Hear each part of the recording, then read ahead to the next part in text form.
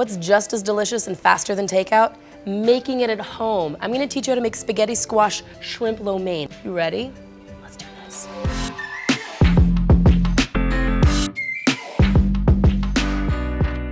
First, you're gonna cut off the ends. Beautiful. And then you're gonna take off one side. Okay, now it's not gonna roll. You're gonna cut your spaghetti squash into 1-inch sections. That's to make sure that when you do cook it, it doesn't overcook and get mushy, because spaghetti squash does need to be handled a little bit more gently than a regular pasta or other squashes. Once you're done cutting your spaghetti squash, you can skip the gym, because it is seriously some work.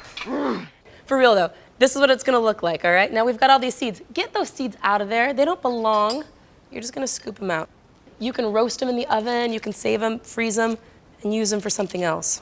So there's 2 real ways to cook spaghetti squash, in the oven and the microwave. I'm a big fan of the microwave because it's so fast and just as delicious. So I'm gonna take my spaghetti squash rings and I'm gonna put them in a microwave safe dish. I'm gonna add a little bit of water at the bottom so that way they can actually steam up, and I'm gonna cover it with plastic wrap. Yes, you can technically do this in the oven, but I just think that the microwave is so much faster.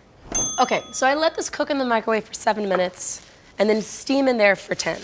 So we have our little rings. I'm gonna put the skins in the bowl. Here's the fun part. What you're gonna do is just kind of separate the actual spaghetti squash from the rind. Oh my God, we just made spaghetti squash. Look at that, it's so freaking cool. You don't wanna overhandle this. I just wanna show you for texture what's gonna happen.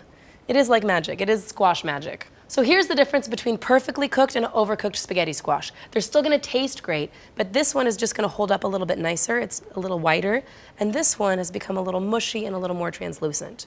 So if this happens, make sure you don't add your spaghetti squash to the very, very, very end.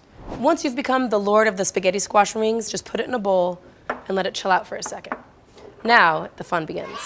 I'm gonna turn on my stove, which is about medium, at about a tablespoon of vegetable oil. All right. While that's starting to heat up, I'm going to take soy sauce. We're gonna add our McCormick garlic powder, our McCormick ginger, and some honey. Once you have your ginger, your garlic powder, and your honey into your soy sauce, just gonna give it a little whisk. So the whole point of this dish is for it to be super flavorful and light and delicious. The ginger is gonna add a little zest. The garlic and the honey is gonna be a nice contrasting sweet and savory. And of course the soy sauce is umami. Okay, now that that's mixed up, the oil is hot, I'm going to add my carrots and my red pepper. And I'm gonna let this cook for about a minute. Once they're soft, I'm gonna add my shrimp for another 2 minutes. You don't wanna overcook your shrimp. They're delicate little friends of the sea. As the shrimp are getting more and more pink, you know it's time to add the sauce. I'm gonna put this in here, mix it up again. So now that the flavors have all kind of melted together, this is when I add the spaghetti squash. You add the spaghetti squash at the end because it doesn't want to be overhandled, okay? So now this is ready. I'm gonna put this in here. Now that I've added the spaghetti squash, I'm gonna switch from a wooden spoon, which I think is a little tough, and do something a little more gentle, like tongs. So that way I'm tossing that in the flavor as opposed to pushing down on the spaghetti squash. Okay, so now all you have to do is plate it and garnish it with some green onions. You're ready to go. Let's make it pretty.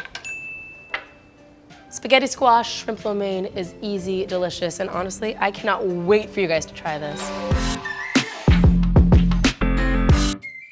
Okay, you guys, I know your phone's in your hand. I want you to be inspired, stay organized, and get started on your next incredible recipe by downloading the Flavor Maker app. Scan bottles, put it in your digital spice rack. You can look at recipes, and basically, the world of food is in this little app right here.